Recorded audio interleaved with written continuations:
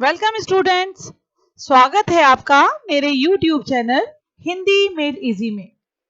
और आज हम भीष्म प्रतिज्ञा इस पाठ को करने जा रहे हैं। तेजस्वी पुत्र को पाकर राजा प्रफुल्लित मन से नगर को लौटे और देवव्रत राजकुमार के पद को सुशोभित करने लगे। तो यहाँ पर हम ये देख रहे हैं कि पिछले पाठ में आपने देखा था ना कि देवव्रत को जो है पाल पोस कर गंगा शांतनु को सौंप कर गई थी और उसी पुत्र को वो अब वापस जब ला रहे थे अपने नगर तो वो बहुत खुश थे। उनका मन बहुत प्रफुल्लित था, खुश था और उन्होंने देवव्रत को राजकुमार के पद पर बिठाया। 4 वर्ष और बीत गए। एक दिन राजा शांतनु यमुना तट की ओर घूमने गए तो वहां अप्सरा सी सुंदर एक तरुणी यानी एक युवती खड़ी दिखाई दी। तरुणी का नाम सत्यवती था। गंगा के वियोग के कारण राजा के मन में जो विराग छाया हुआ था वह इस तरुणी को देखते ही विलीन हो गया। तो उनका जो पहले का वैराग्य था गंगा से बिछुड़ने के कारण, तो जैसे ही इन्होंने इस युवती को देखा तो उन्हें बहुत अच्छा लगा। उस सुंदरी को अपनी पत्नी बनाने की इच्छा उनके मन में बलवती हो उठी, यानी उनके मन में आया कि अब मैं इनसे विवाह करूंगा और उन्होंने सत्यवती से प्रेम याचना की। सत्यवती बोली, मेरे पिता मल्लाहों के सरदार हैं, पहले उनकी अनुमति ले लीजिए, फिर मैं आपकी पत्नी बनने को तैयार हूं। राजा शांतनु ने जब अपनी इच्छा उन पर प्रकट की तो केवटराज ने कहा, आपको मुझे एक वचन देना पड़ेगा। अब सत्यवती के जो पिताजी हैं केवटराज, जब उनसे बातचीत की गई तो उन्होंने एक वचन मांगा। राजा ने कहा, जो मांगोगे दूंगा, यदि वह मेरे लिए अनुचित ना हो। केवटराज बोले, आपके बाद हस्तिनापुर के राज सिंहासन पर मेरी लड़की का पुत्र बैठेगा, इस बात का आप मुझे वचन दे सकते हैं? केवटराज की शर्त राजा शांतनु को नागवार लगी, अच्छी नहीं लगी।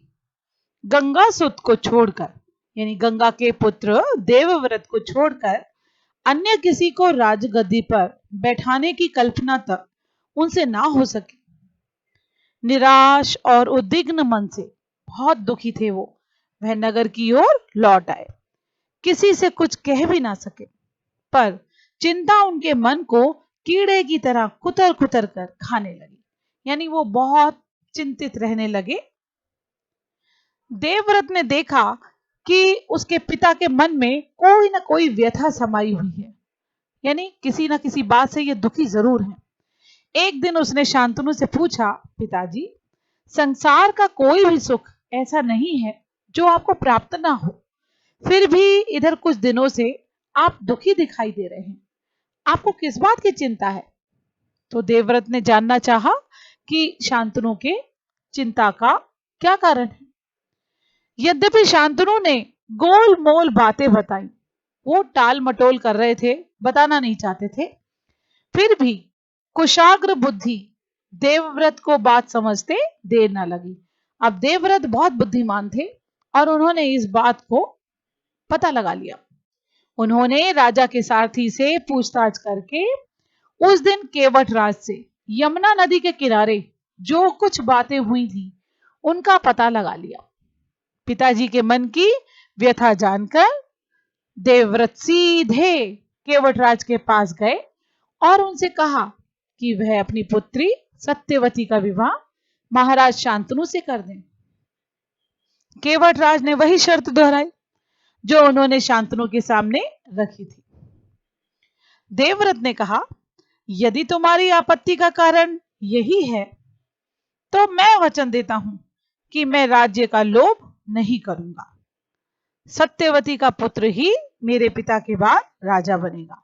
तो देवव्रत ने बिल्कुल इस बात को जो है कह दिया कि मेरे कारण आप ये ना सोचें कि मुझे राज्य का कोई लोभ नहीं है, कोई लालच नहीं है, इसलिए मैं वचन देता हूं कि सत्यवती का पुत्र ही पिताजी के बाद राजा बनेगा। केवटराज इससे संतुष्ट ना हुए, उन्होंने दूर की सोची। अब इतना सुनने के बाद भी केवटराज जो है वो संतुष्ट नहीं हुए। बोले, आर्यपुत्र, इस बात का मुझे पूरा भरोसा है कि आप अपने वचन पर अटल रहेंगे, किंतु आपकी संतान से मैं वैसी आशा कैसे रख सकता हूं। तो यहां उसने संदेह किया केवटराज ने कि यदि विवाह उपरांत देवव्रत की अगर कोई संतान हुई और उसके सामने ये बात आई तो वो जो है वो सत्यवती की संतान को कैसे राजगद्दी पर बैठने देंगे। आगे कहते हैं, आप जैसे वीर का पुत्र भी तो वीर ही होगा। उन्होंने कहा, देखिए देवव्रत इतने आप वीर हैं तो आपका पुत्र तो बिल्कुल आप ही की तरह होगा। बहुत संभव है कि वह मेरे नाती से राज्य छीनने का प्रयत्न करे। इसके लिए आपके पास क्या उत्तर है। केवटराज का प्रश्न अप्रत्याशित था, यानी अचानक उन्होंने ऐसा प्रश्न किया। उसे संतुष्ट करने का यही अर्थ हो सकता था कि देवव्रत अपने भविष्य का भी बलिदान कर दे, किंतु पितृभक्त देवव्रत इससे जरा भी विचलित नहीं हुए। देवव्रत अपने पिता से बहुत प्यार करते थे और इसी कारण, इस भक्ति के कारण उन्होंने जो है अपने भविष्य का बलिदान भी कर दिया।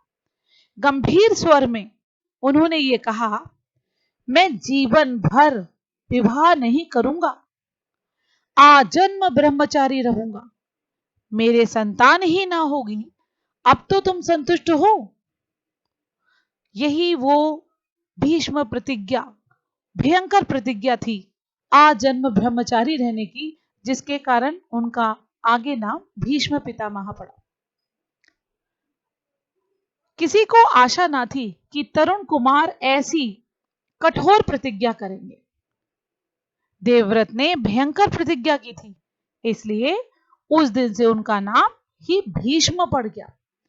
केवटराज ने सानंद अपनी पुत्री को देवव्रत के साथ विदा कर दिया। सत्यवती से शांतनु के दो पुत्र हुए, चित्रांगद और विचित्रवीर्य। शांतनु के देहावसान पर चित्रांगद हस्तिनापुर के सिंहासन पर बैठे, यानी जब शांतनु की मृत्यु हुई तो बड़े पुत्र चित्रांगद को हस्तिनापुर के सिंहासन पर बिठाया गया और उनके युद्ध में मारे जाने पर विचित्रवीर्य। अब कुछ ऐसा हुआ कि चित्रांगद को किसी गंधर्व से युद्ध के लिए जब जाना पड़ा तो वहां पर वो अकाल मृत्यु उसकी हो गई और इस कारण से क्या हुआ, फिर छोटे को विचित्रवीर्य को राज सिंहासन पर बिठाना पड़ा। विचित्रवीर्य की दो रानियां थीं, अंबिका और अंबालिका। अंबिका के पुत्र थे धृतराष्ट्र और अंबालिका के पांडु।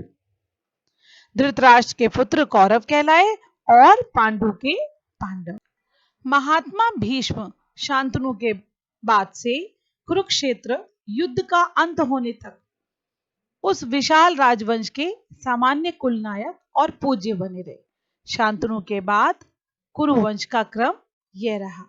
तो कुरुवंश के क्रम को जानने से पहले आप ये जानिए कि जो महात्मा भीष्म, जिन्होंने भीष्म प्रतिज्ञा ली थी, तो शांतनु के बाद उन्होंने जो है आगे जाकर कुरुक्षेत्र युद्ध के अंत तक, जब महाभारत हुई तब तक उन्होंने इस विशाल राजवंश को संभाला और उसकी सेवा की और एक कुल नायक के रूप में रहे और सदैव पूजनीय रहे।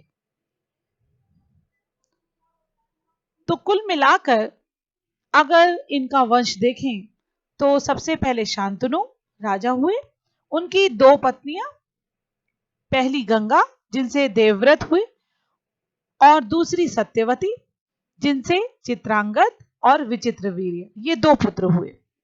चित्रांगद तो किसी गंधर्व से युद्ध में मारे गए थे। उसके बाद विचित्रवीर्य, उनकी शादी हुई, दो रानियां हुई उनकी और पहली थी अंबिका और दूसरी थी अंबालिका। तो अंबिका से हुए धृतराष्ट्र और अंबालिका से हुए पांडु, और क्रमशः धृतराष्ट्र के आगे कौरव कहलाए और पांडु के पुत्र पांडव कहलाए। तो इस प्रकार आपने देखा कि इस पाठ में देवव्रत ने कैसे भीष्म प्रतिज्ञा ली और फिर अपनी माता सत्यवती को जो वचन दिया था उनके दोनों पुत्रों का उन्होंने बहुत ध्यान रखा और बाद में विचित्रवीर्य का विवाह भी करवाया, और उसके बाद जो है उन्होंने पूरे राज्य का कार्यभार संभाला। इसी के साथ मैं विराम लेती हूँ।